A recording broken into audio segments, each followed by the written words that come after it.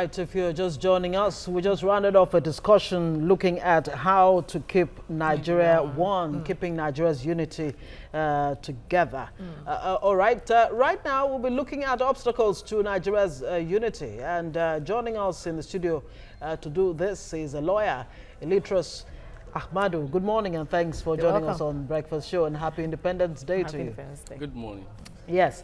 Now, so I was reading an analysis by, some public affairs analyst, and he said, conflict of ideologies are the biggest obstacles to Nigeria's unity.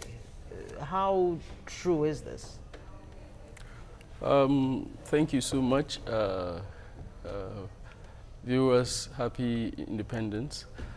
Conflict of ideologies, yes, to an extent, but I think our problem goes beyond that. It's a problem that we've lived with pre and post-independence, and if our leaders had done what was right, we wouldn't be engaging in this conversation today. Our problem is beyond the structure. Sincerely, it's beyond the structure. I agree with the call for restructuring. If the federation we're running is not working, we need to sit and re-examine where we've not gotten it right and chart a new course for the country. A lot of people, commentators are advocating for a reversal to the pre- and post-independence era, where we had the regional formation. The 1963 Constitution. Yes, yes, 63 Constitution, where the federating units, regions had some semi-autonomy, and it's all about, the conversation is all about physical federalism. The thing is that the center is getting more than the states and the local governments, who are actually closest to the people. Grassroots. And there's a thinking that we should review the sharing formula so the states and local governments will have more resources for development.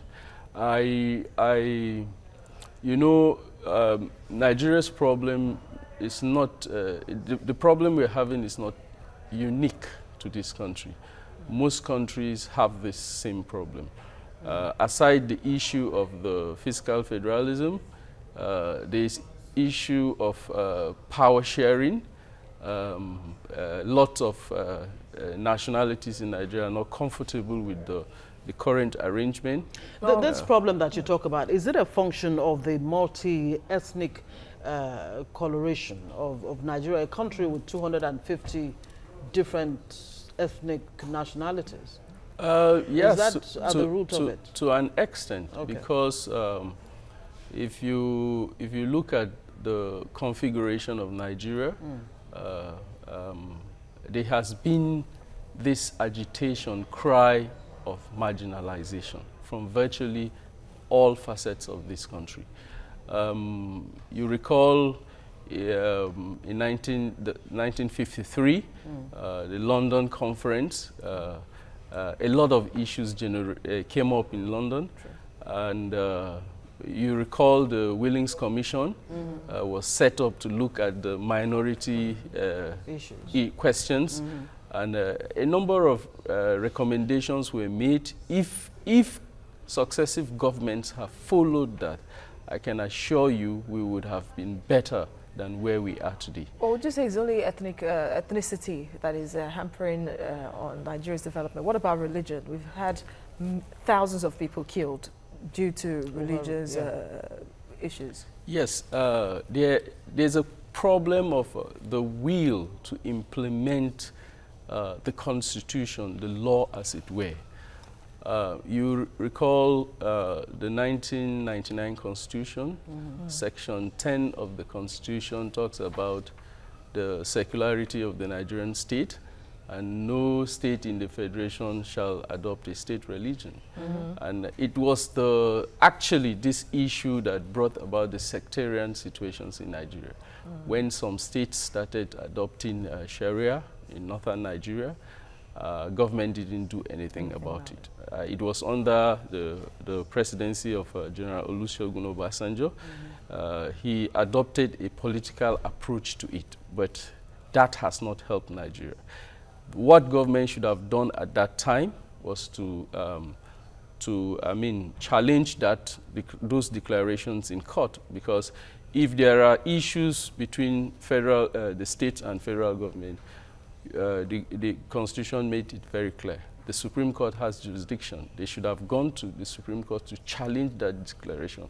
Once a judgment had been made, I think this issue would have been rested. All right, the chairman of APDA, the Advanced People's Democratic Alliance, Kabir Shitu, was on this show last week, and he suggested Nigeria cancelling ethnic groups, that all Nigerians should be tagged Nigerians instead of this is Yoruba, he is Hausa, she is Igbo, he is Efik. And if you put to mind what goes on in Rwanda, exactly. Yes. Now there is no tribe in Rwanda. So would you support what he suggested yesterday, on Friday rather, that it should be one identity for all Nigerians and no ethnicity? I agree with him because you see the way the world is evolving today, countries are even coming together irrespective of national boundaries. The EU is coming together as a bloc. Lots of other countries are aspiring to join. Yeah, but in the midst of that, some are pulling out. If we look at the United States of America, for instance, as a model, the state is doing a lot to integrate the various nationalities that make up the citizens of the United States. But shouldn't citizenship be a function of, shouldn't it grow organically as against, you know, the law, or, you know, somebody somewhere saying... Western people to do absolutely. And since 1914 of nationhood, how come that Nigeria has not been able to get over how it came together, blaming Lord Lugard and all of that? You know, we have a nation. So how can we begin to move forward? You know, the concept of let's go back to 1963 Constitution, let's go back to pre-independence, let's go back to post-independence, the concept of going back in itself, isn't that something fundamentally wrong with that? Why are we not discussing going forward? Exactly. Yes, like I did say, you know, earlier on, the problem of Nigeria is not really about the structure. It has to do with the reconstruction of our minds, the way we think, the way we look at each other. I know I grew up as a young boy in Jos. Most of my friends were Igbos, Yorubas. I still maintain my relationship with. I'm from Plateau State, my wife is Yoruba. If we didn't have that compatibility between our people and the people of the Southwest, I think I should have gone home to marry. And I think that's the point. We must rise above ethnic sentiments and think Nigeria. Like I did say, you know, the United States of America is having a problem today. And I'm glad the last speaker spoke about the need for us to reorientate ourselves, induct ourselves. There has to be a Nigerian culture. But don't you think there's a problem, really, in the Nigerian nation at this time that is calling for all this new dynamics to its existence? Because if everything works, for example, like the United, people will be too comfortable to even say that we want to separate. You know, patriotism is earned. You don't just get it. Citizens become patriotic to the state when they are convinced that they are protected. There's equity, there's fairness, there's peace, there's tranquility. Now, like I did say... So is it the leadership that has failed? There's a leadership problem. Like I did say, if you take the United States today, United States of America admits a lot of people into its territory. But there's a problem they are going through now. They've come to realize that a lot of Americans are not keen into the American dream. So there's a lot of work going on to get the America people First indoctrinated. now. America first. And that's the kind of thing we should be talking about. We should get our people to see Nigeria as their home, their country. If we don't do that, and we should eliminate all ethnic, sentiments, nepotist tendencies. So how can government go about it? Government can do that by ensuring that there's equity, fairness, and justice in the prosecution of its programs. And I think when people are satisfied that there's fairness within the system, I think these agitations will stop. A U.S. government official recently urged this present federal government to ensure all Nigerians are treated equally to guarantee unity. Have successive governments failed on this score, really, in terms of, giving that sense of belonging and inclusiveness or inclusion? Yes. And the whole concept of federal character was supposed to solve this problem. Very well, very well. That's the same question of inequality, injustice.